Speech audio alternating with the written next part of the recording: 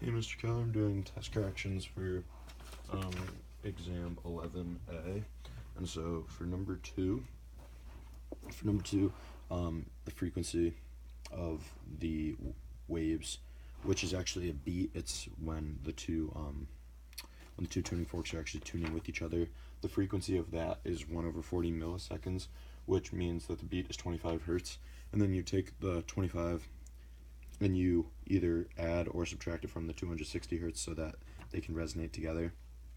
And if you add it, you get 285 or 235, which aren't choices, so the answer is E. Then move on to number 5, where I got the first one wrong, and the reason that fretting the string so that only half the string is played would double the fundamental frequency would be because if you fret the string, it's only half of it, so this would be halved, which would then double the answer, so this would equal twice what it usually equals. And then for the last part, doubling the amplitude at which the string is played actually wouldn't have an effect, because amplitude only affects the volume of the pitch. It doesn't actually affect the pitch. And then we move on to number 7. So number 7, in order to find the wave velocity, you do frequency times wavelength, and so the wavelength is actually 0.4 meters. So you take 0.4 and you multiply it by 570, and you get 228, which is C. But then if you want to get the other answer as well, then you do NV over 2L, and then you take the answer you had from the first part, and you eventually get 380. So the answer is C. And then for 8, so the first frequency would be 220, and the third frequency is 660, as given by the picture.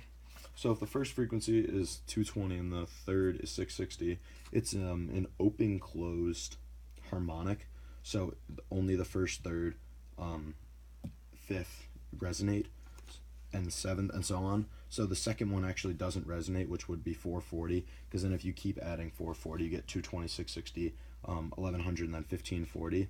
So B is actually the only one that doesn't resonate, which is 440. And then, okay, so moving on to part 11A, you're finding the wavelength of the pulley for this. And so, really, it's just 0.8. It's basically just one, like, up and down. And so I had 0.4, but I was just doing one node, so the answer is 0.8. And then for part C, velocity equals frequency times wavelength. And so the frequency measures the number of loops, so we need the frequency to go up, which then increases the velocity. And so if the velocity decreases with a more massive string, so we would also need the string to be less massive to make the velocity go up as well. And then for part D, the amplitude is actually 1.25, because this is one amplitude here from middle to top, and then top to middle is another one, middle to bottom is another one, and then bottom to middle again is 1. So there's actually 4 amplitudes in this. So then it's 5 divided by 4, which equals 1.25 centimeters. And then for 12, in order to find the speed of sound from the graph, you would choose the frequencies that resonate with this specific frequency generator, and then you would choose frequencies that resonate, and then when they resonate, fire should go to like a peak. And then so at the different points when the fire resonates, when the fire is at its peak, you measure the